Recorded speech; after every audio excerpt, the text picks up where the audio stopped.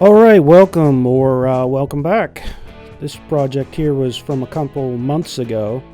It had its own set of challenges, but made it through. And as they say, learn from your mistakes. Which I did, and my biggest one, as you'll see coming up, is whenever you're putting your mortise on, make sure you have it at the right degree or it's just going to wreak havoc with you. That was the biggest problem I had, and you'll see that coming up. But wanted to make sure I put this one together. I'm working at my other shop that's up at my camp, working on my original Harbor Freight lathe, and that has its own set of challenges. I'm a bit spoiled these days now that I got my Laguna, got the 1216. You'll see that in the other videos, but I want to put these videos out here as well. I mean, the machine does make a lot. It's not everything, but variable speed and no variable speeds like night and day. I'm sure you know you've gone from that. Well, I got greedy. I started pushing it too fast. See what happens. I'm going to try to, I don't know, some 5-minute epoxy, let it set. I really don't want to have to take it down past there. It'll probably start tearing out even more, but that's ugly. And I wasn't taking my time. I was pushing it.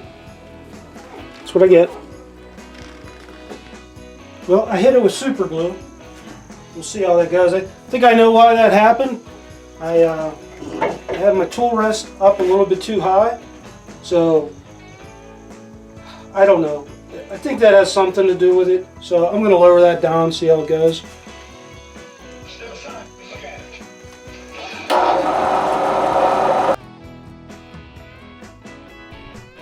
So it turns out that was not one of my bigger problems. That was a smaller problem, but that was a relatively easy fix. So here I'm just starting to get into the shaping. It was wobbling a lot originally. It took a while just to get it shaped to the point where I could start shaping it. It's going pretty smoothly right here. But when we get around to doing the front, that's where I ran into a lot of problems. I couldn't put, I needed to fix the mortise, and I had already started digging out the inside. So there was really kind of no turning back. And if I remember correctly, I basically had to jerry rig a faceplate to the inside, and that I wouldn't recommend doing that. It worked for me, but that could have been pretty hazardous. It was not on very well at all. Now that I got more equipment, this wouldn't even have been an issue, what's coming up here.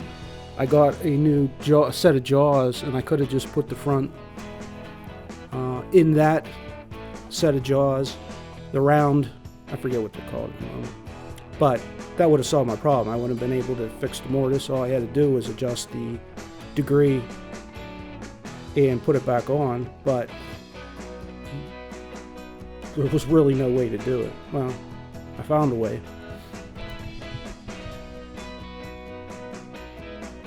I try never to give up. Matter of fact, I don't think I have given up completely on anything yet. Always seem to find a way.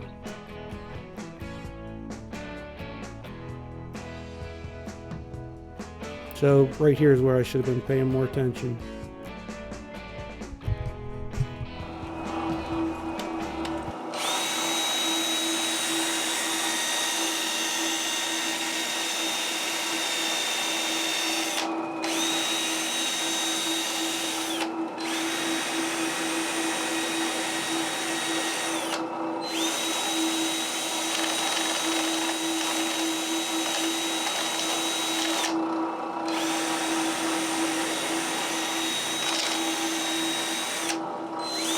Alright, got most of the micro scratches out of there. Finish wise, I'm going to go with Brad's tongue wax finish again. So put this on by hand liberally. Don't take Entresto with an ACE inhibitor or Alispir, or if you've had angioedema with an ACE or ARB. The most serious side effects are angioedema, low blood pressure, kidney problems, or high blood potassium. Let this sit for about 15 minutes and buff it out. For all the moments you've missed, and all the moments you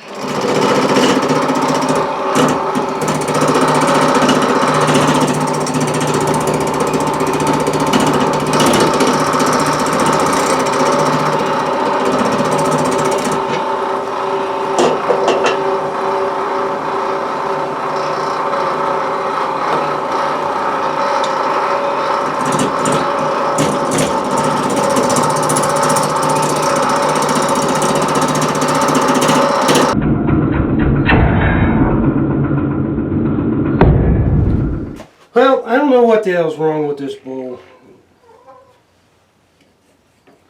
Took a bigger bits to it. You can see the hole is off center. It's wobbling all over the place. Doesn't like the mortise on the bottom. You already saw what happened. I didn't even let any expletives fly when that happened.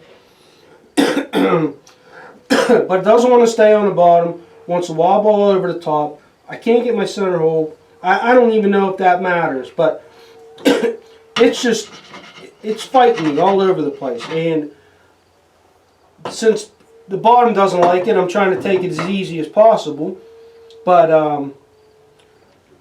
if anybody knows what I did wrong, put it in the comments for me.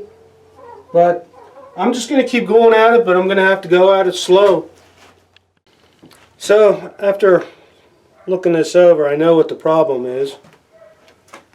My angle is wrong going in, and it's just that's what's making it push itself back off the chuck. And I don't know how to fix that because I'm already down to here. So there's no hope putting it back on this way. I don't have another jig.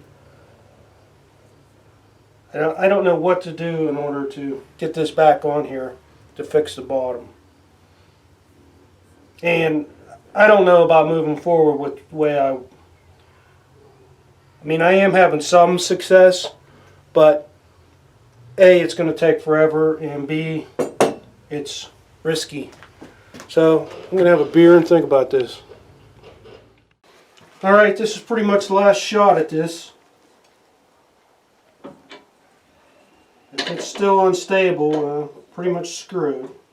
Let's find out.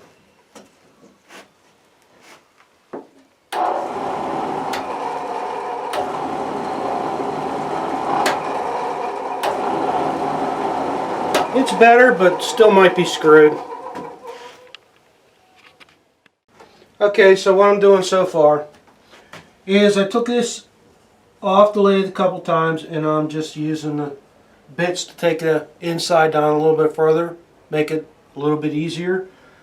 I got a feeling that, I mean, it's sitting pretty stable, but if I get one really good jam, it's going to go flying off, and I'm not going to get lucky. I think that would be, it's already came off 2 times.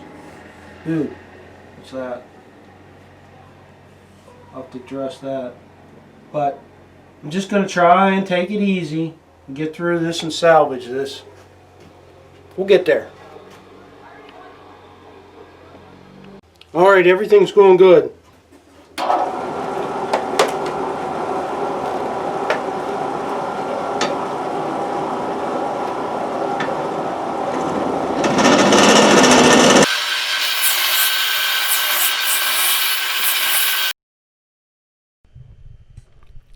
Well, sorry about this ending here. This wasn't what I had planned for it because I lost some of the video. So I'll just have to wrap it up here on the voiceover. And I'll show you the shots I took afterwards. I always take everything back into the studio when I get home and take a few pics. So we'll wrap this one up, and I'll see you on the next project.